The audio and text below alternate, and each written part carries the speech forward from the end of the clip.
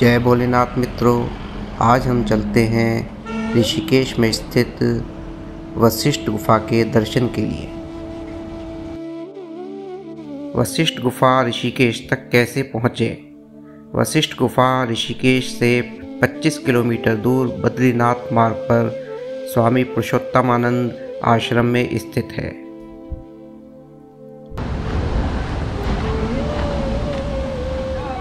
जब मैं इस गेट से प्रवेश कर वशिष्ठ गुफा की तरफ जाने लगा, मार्ग भी नहीं बना रखा तो मैं दाईं तरफ मुड़ गया। रास्ता उधर से नहीं है, जबकि यह रास्ता वशिष्ठ गुफा नहीं जाता। तभी मुझे साधु बाबा ने बताया कि आप गलत रास्ते पर भी बैठा है। हैं। तब मैं इस रास्ते पर वापस आया।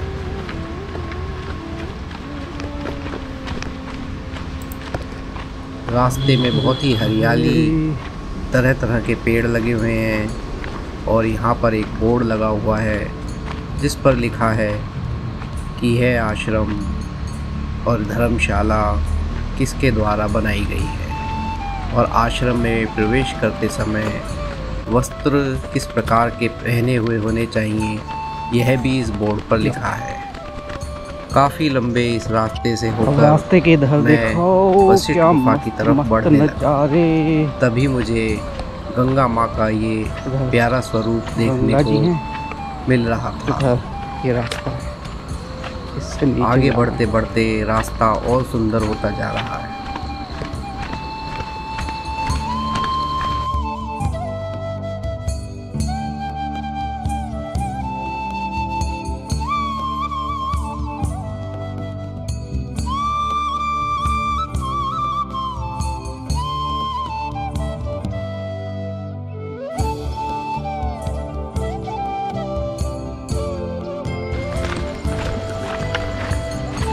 गौशाला।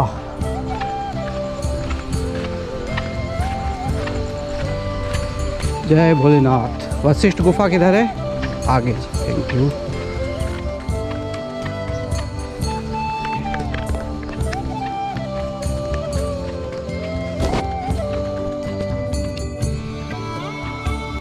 वशिष्ठ गुफा एक प्राचीन गुफा है जहाँ कभी महान ऋषि वशिष्ठ ने ध्यान किया था।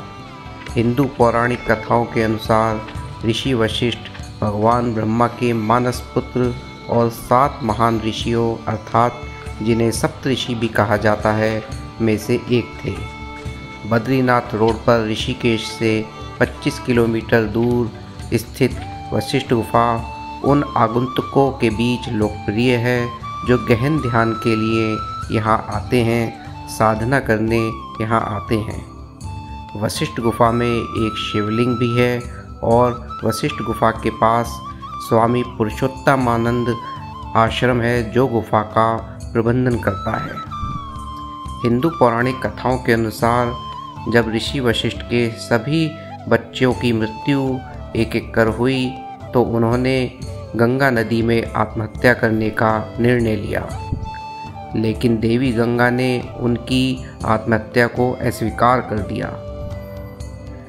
तब ऋषि वशिष्ठ की पत्नी ने उस सुखद वातावरण के कारण उसी स्थान पर जहां ऋषि वशिष्ठ आत्महत्या करने के लिए आए थे वहीं रहने का फैसला किया। ऋषि वशिष्ठ ने यहाँ एक गुफा में लंबे समय तक ध्यान किया, साधना की। समय बीतने के साथ गुफा के पास एक छोटा आश्रम विकसित हुआ। 1930 में स्वामी पुरुषोत्तमानंद ने इस आश्रम और गुफा को बनाए रखने का फैसला किया।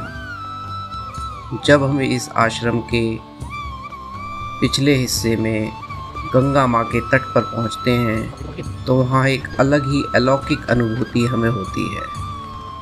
एक विरक्ति का भाव पैदा होता है।